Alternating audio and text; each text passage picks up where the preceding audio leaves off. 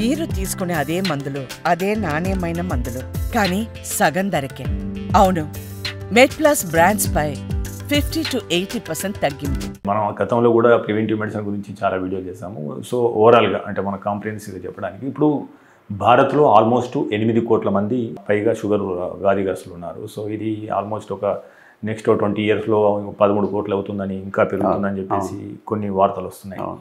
So అంటే గతానికి ఇప్పటికీ మారింది ఏంటి? భారతీయులు ఎక్కువ మొత్తంలో ఈ షుగర్ వ్యాధి బారిన పడడం గల కారణం ఏంటో మీరు భావిస్తున్నారు?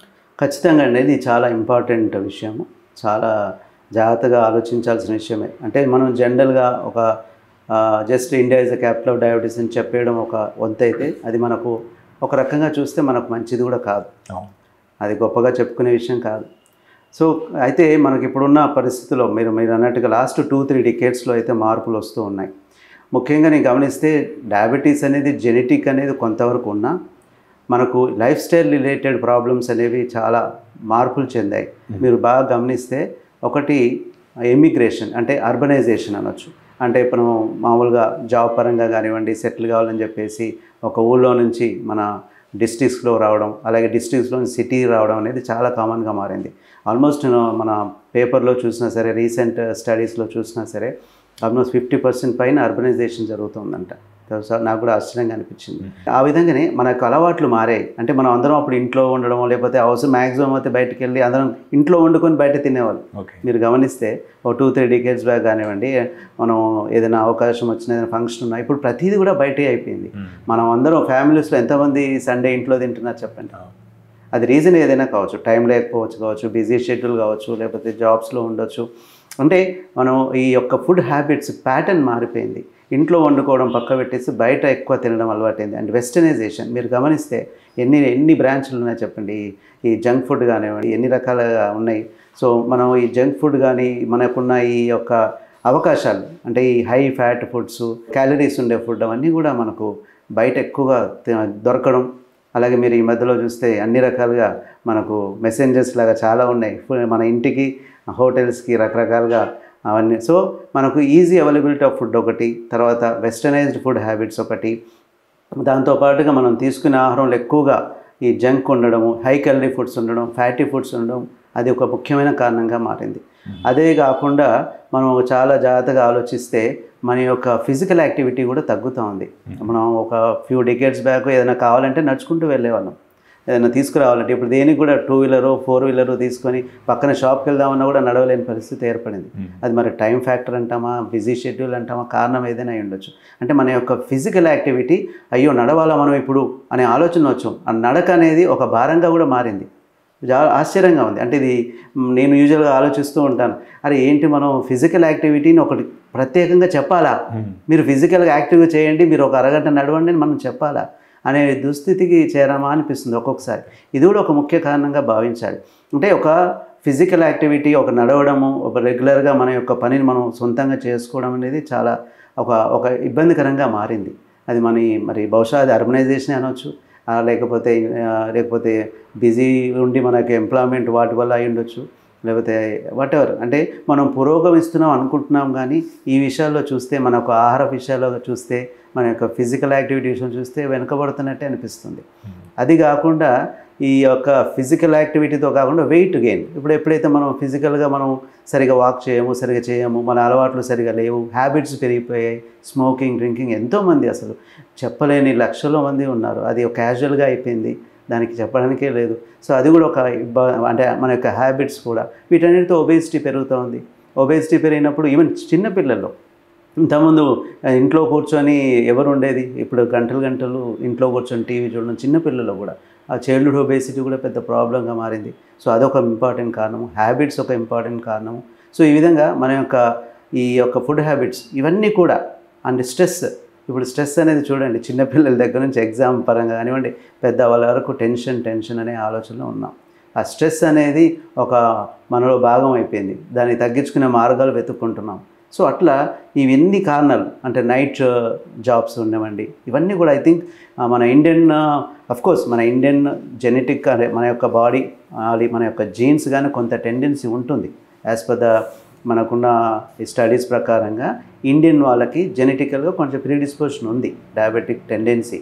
కానీ అదొక్కటే కాకుండా ఇవన్నీ ఫ్యాక్టర్స్ కూడా చాలా వరకు ఎందుకు నేను చూస్తున్నాను యంగ్ పిల్లలు 20 years 25 years వాళ్ళకి ఈవెన్ స్టడీస్ కూడా చెప్తున్నాయి ICMR ఇవన్నీ కూడా 10 to 20% పైన యంగర్ డయాబెటిక్స్ వస్తున్నారు ఎవ్రీ రెగ్యులర్గా మనకు ఇవన్నీ. సో అంటే ఈ విధంగా చూస్తే ఏంటంటే ఖచ్చితంగా మన యొక్క జీవనశైలి మనం ఇప్పుడు చెప్పుకున్న అవన్నీ కూడా చాలా ఇంపార్టెంట్ ఫ్యాక్టర్స్గా మారాయని చెప్పొచ్చు. నెక్స్ట్ 5 years అవగాహన రాకపోతే మాత్రం ఇంకా పెరిగే అవకాశం ఎక్కువగా ఉంది. ఎందుకంటే మన యొక్క ఆలోచన విధానం కూడా మారుతుంది కదా. ఇంతకుముందు మీరు గమనిస్తే తొందరగా సెటిల్ కావాలని ఎప్పుడు మేము డాక్టర్స్ 30 సంవత్సరాల తర్వాత మేము ఏదో స్టార్ట్ చేసి నెమ్మదిగా ఉన్నాం. ఇప్పుడంతా కూడా 20s 25 years సెటిల్ కావాలి, అది కావాలి, ఇది కావాలి. మన యొక్క డిజైర్స్ కానివ్వండి, ఆలోచనలు కానివ్వండి, ఇవన్నీ కూడా యాడ్ అవుతున్నాయి. ఆ ద్వారా కూడా ఈ మెయిన్గా మనకున్న ఈ రెడీ అవైలబుల్ థింగ్స్ వల్ల కూడా ఇబ్బందిగా మారుతున్నాయి. ఫుడ్ కానివ్వండి, మనం దాని తర్వాత మనకుండే ఈ యొక్క సిట్టింగ్, ఇప్పుడు IT ప్రొఫెషన్ ఎంత చేంజ్ వచ్చింది చూసారు. IT ప్రొఫెషన్ అయితే సిట్టింగ్ జాబే కదా, సెడెంటరీ లైఫ్ స్టైల్ అంటాం. ఇది కూడా ఒక ముఖ్యమైన కారణం. సో అట్లా ఇవన్నీ కూడా ఒక ఏజ్ గ్రూప్ కాకుండా చిన్నప్పటి నుంచి కూడా ఒక 10 years 15 years నుంచి కూడా ఇప్పుడు 60 years వాళ్ళకు కూడా ఈ యొక్క డయాబెటీస్ అనేది ఇబ్బందిగా మారి మనం అందుకే మన యొక్క ప్రాబ్లం ఏంటంటే దాన్ని క్యాపిటల్గా కూర్చున్నాం. అది ఉండకూడదు. ఆ క్యాపిటల్ స్థానాన్ని మనం తొందరగా దిగాలి.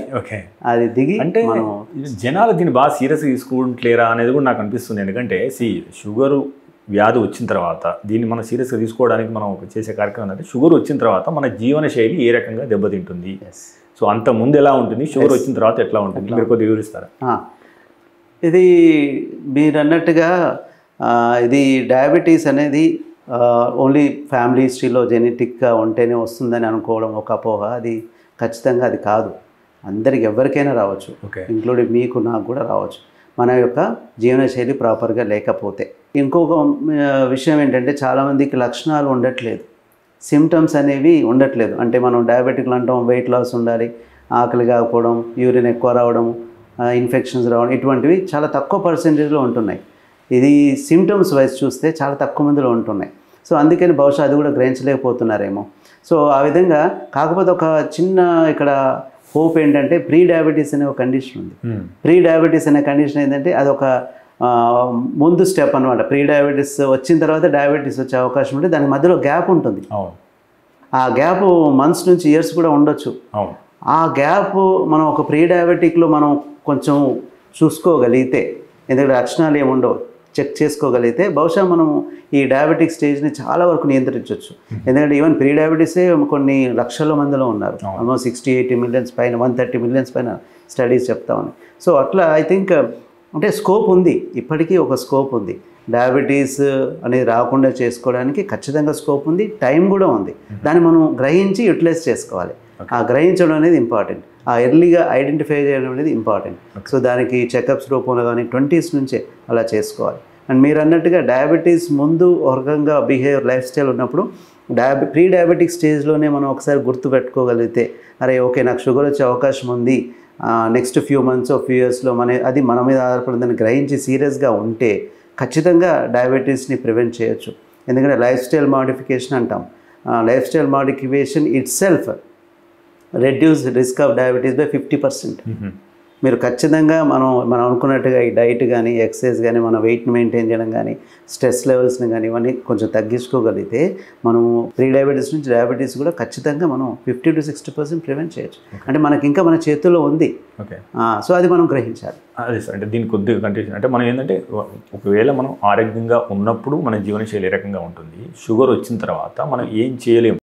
అంటే సో ఏంటంటే కార్డియాక్ డిసీజ్ పెరుగుతాయా, లేకపోతే ఊబకాయం పెరుగుతుందా, లేకపోతే కిడ్నీలు దెబ్బతింటాయా, కళ్ళు దెబ్బతింటాయా, ఇది మనం వార్న్ చేస్తే అట్లీస్ట్ వాళ్ళు రెగ్యులర్ స్క్రీనింగు లేకపోతే కరెక్ట్ డైటు లేకపోతే బయటకు 30 minutes వాకింగ్ పోవడం జరుగుతుందని నా ఉద్దేశం.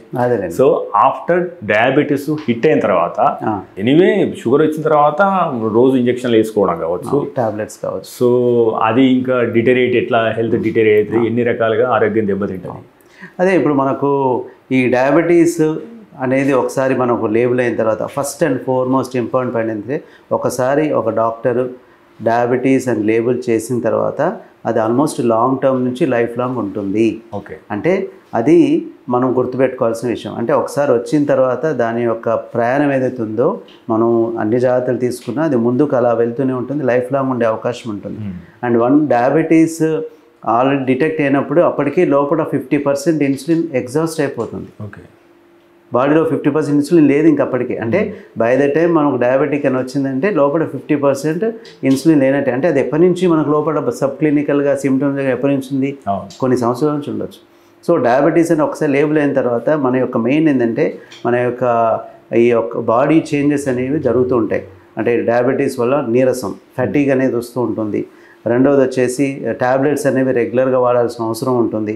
ఆ ట్యాబ్లెట్స్ వాడుతున్నప్పుడు ఆ టైమింగ్స్ మెయింటైన్ చేయాల్సిన అవసరం ఉంటుంది. ఒకవేళ షుగర్ కంట్రోల్ లేకపోతే మీరు అన్నట్టుగా ఇన్సులిన్ వైపు కూడా వెళ్ళాల్సి వచ్చిన అవకాశం ఉంటుంది. అది రోజు ఇంజెక్షన్స్ తీసుకోవాల్సిన అవసరం ఉంటుంది. ఒకసారి డయాబెటీస్ వచ్చిందంటే ఆ డయాబెటిక్ రిలేటెడ్ కాంప్లికేషన్స్ అలా జరుగుతూనే ఉంటాయి ముందుకు. నెక్స్ట్ 2 years కానీ 5 years కానీ 10 years పెరిగిపోతూనే ఉంటాయి. మూడవది ముఖ్యంగా ఇప్పుడు ఇండియాలో చూస్తే డయాబెటీస్ కిడ్నీ పరంగా చూస్తే the highest patients on dialysis are kidney problem is because of diabetes. 100 మందిలో 50 మందికి పైగా కిడ్నీ ఎఫెక్ట్ అయ్యే అవకాశం ఉంటుంది. సో ఇది చాలా భయంకరమైన బాధాకరమైన విషయం. నేను చూశాను ఒకసారి ఎప్పుడైనా డయాలసిస్ వెళ్ళి చూడండి ఎంత ఇబ్బందికరంగా బాధాకరంగా ఉంటుంది. అందరూ డయాబెటిక్ వాళ్ళే చాలామంది. సో ఇది మనం గుర్తుపెట్టుకోవాల్సిన అవసరం. అలాగే ఒక్కసారి డయాబెటీస్ వస్తే 2 to 4 fold ఇంక్రీజెస్గా హార్ట్ ప్రాబ్లమ్స్ ఉంటాయి, heart attacks. And more over silent ఉంటాయి. లక్షణాలు ఉండాలని ఏం లేదు, ఛాతిలో నొప్పి రావాలి, స్వెట్టింగ్ రావాలని ఏం లేదు, ఆయాసం ఉండొచ్చు, లేకపోతే సడన్గా హార్ట్ ప్రాబ్లమ్స్ రావచ్చు, మేజర్ హార్ట్ స్ట్రోక్ రావచ్చు. సో ఆ విధంగా మనకు ఈ హార్ట్ పరంగా కూడా 2 to 4 fold డయాబెటీస్ ఉండడం వల్ల ఇది ఎంత ఇబ్బందికరమైన విషయం. అలాగే చూస్తే నరాల ప్రాబ్లం, కాళ్ళలో నరాలు స్పర్శ తెలియక అది డయాబెటిక్ ఫస్ట్ టైం డిటెక్ట్ అయిన వాళ్ళకి ఉండొచ్చు. ఆర్ ఆ ప్రయాణంలో షుగర్ కంట్రోల్ పోతే ఎప్పుడైనా రావచ్చు. అది కొంచెం ప్రమాదమే. దాంతో అల్సర్స్ ఫామ్ అయితే చాలామంది మనం గుళ్ళకు పోతాము, ఎక్కడో కాలినడకి వెళ్తాము, అల్సర్స్ ఫామ్ అయితే పుండుగా మారి ఒక్కోసారి వేలు తీయాల్సిన అవసరం వస్తుంది. ఇది చాలా బాధాకరమైన విషయం. న్యూరోపతి అంటాం, డయాబెటిక్ న్యూరోపతి, డయాబెటిక్ ఫుట్ అంటాం.